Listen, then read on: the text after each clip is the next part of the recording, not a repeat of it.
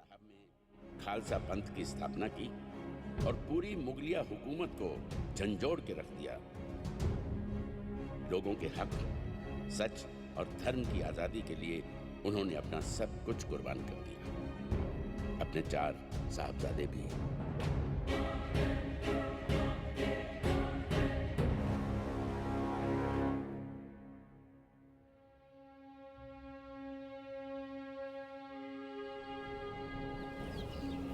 श्री अनंतपुर साहब, एक और उछाले मारता दरिया सतलुज और दूसरी तरफ आसमानी रंग में खुला सरसा नदी का पानी।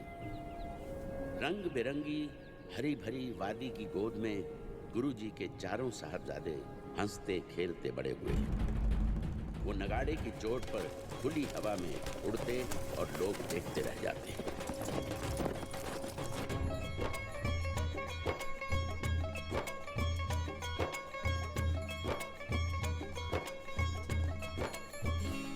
गुरु पिताजी ने हुक्म दिया है कि मुझे सफेद हाथी पर बिठाकर वीरों की दौड़ दिखाओ। मेरा भी तो नाम लिया था। हाँ हाँ, वो कहते थे कि फतेह सिंह को भी साथ बिठा लेना। पर मुझे तो जल्दी।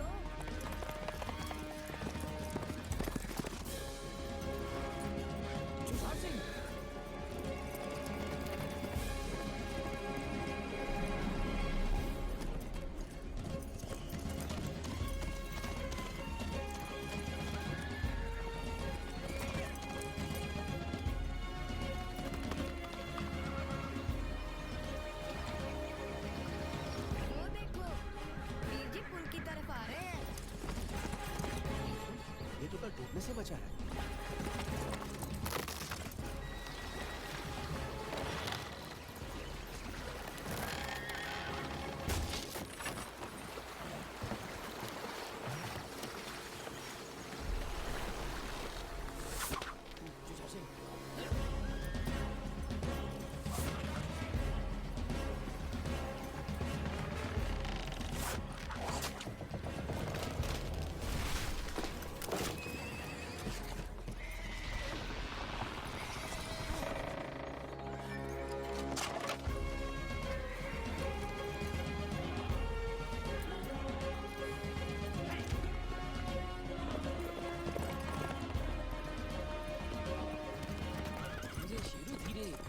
छोटे वीर से आगे नहीं निकलना।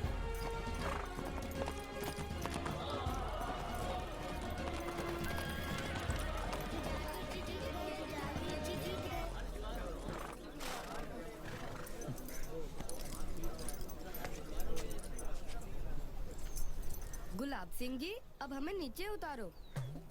ये हुक्म तो गुरु साहब ने मुझे नहीं दिया था।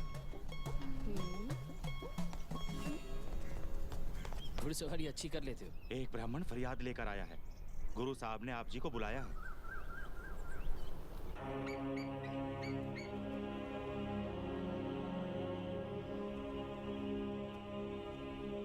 हे दशमेश पिता, मैंने बहुत दरवाजे खटखटाए, बहुतों के पास जाकर फरियाद की, पर किसी ने मेरी मदद नहीं की। मेरी नई नवेली दुल्हन का अभी तो चूड़ा भी नहीं उतरा था कि पठान उठाकर ले गया। बस अब तो आप ही मेरी मदद कर सकते हो। दशमेश पिता के दरबार से कभी कोई फरियादी खाली हाथ नहीं लौटा। जो हुक्म गुरु पिता। पहला अष्टपदियां करती चा एक ओंकार सतगुर प्रसाद। जिन सिर सोहन पट्टियां मांगी पाए सिंदूर, से सिर काती मुन्नियन गल विच आवे तोड़। हमारे मुल्क पर हुए बाबर के हमले का श्री गुरु नानक देव जी ने अपनी बानी में बताया है कि कैसे सुहागनों के सिंदूर मिट्टी में मिल गए, जिनके सर पर सुंदर पट्टियां थी, कैसी उनकी बुरी हालत हो गई। लोगों के दर्द को अपने दिल में समोकर गुरु साहब ने बाबर को कहा था कि इतना कुछ देखकर भी तैकी दर्द ना आया। दादी माँ, इतना जालिम था बाबर। उसके राज में लोग इतने दुखी थे। ये जो दिल्ली के तख्त पर बैठा है, इसके राज में कौन सा कोई सुखी है? वीर जी, आप औरंगजेब की बात कर रहे हो ना? हाँ, उसी पत्थर दिल इंसान की। जुल्म करना तो जिसकी आदत बन चुकी है। जालिमों के जुल्मों के बारे तो तुम काफी जानते हो। दादी माँ जो गुरबानी सिखाती है, वो भी तुम्हें याद है या नहीं? बानी तो सहज होती है गुरु माता, अपने आप कंठस्थ हो जाती है। हाँ गुरु माता, सुनो फिर। आद गुरु नमे, जुगाद गुरु नमे, सत गुरु नमे, श्री गुरुदेवे नमे। ये दोनों तो सही उतरे हैं जुझार सिंह। और तुम्हारी संस्कृत और फारसी की पढ़ाई कैसी चल रही है? गुरु माता, अब हम संस्कृत और फारसी बोलने ही नहीं, लिखने भी जानते हैं। गुरु माँ, वीर जी तो अब घोड़े की लगाम अच्छी तरह खींच लेते हैं। अच्छा, अब तो मैदान जंग में चमकने वाली तलवार आपके बेटे के हाथों में खिलेगी। क्या सोचने लगी गुरु माँ? बेटा, शस्त्र धारण करके युद्ध में जाने से पहले जैसे तुम्हारा बड़ा भाई सोना गबरू जवान लगता है, तू भी वैसा ही लगा करेगा ना? गुरु माँ, आपके आशीर्वाद के बिना भला मैं मैदान जंग में कैसे जाऊंगा? तब खुद ही देख लेना। परमात्मा तुझे तेरे वीर की तरह शस्त्र विद्या में निपुणता बख्शे। तेरा कद का कैसा चल रहा है? ओह गुरु माँ, ये हमेशा मुझे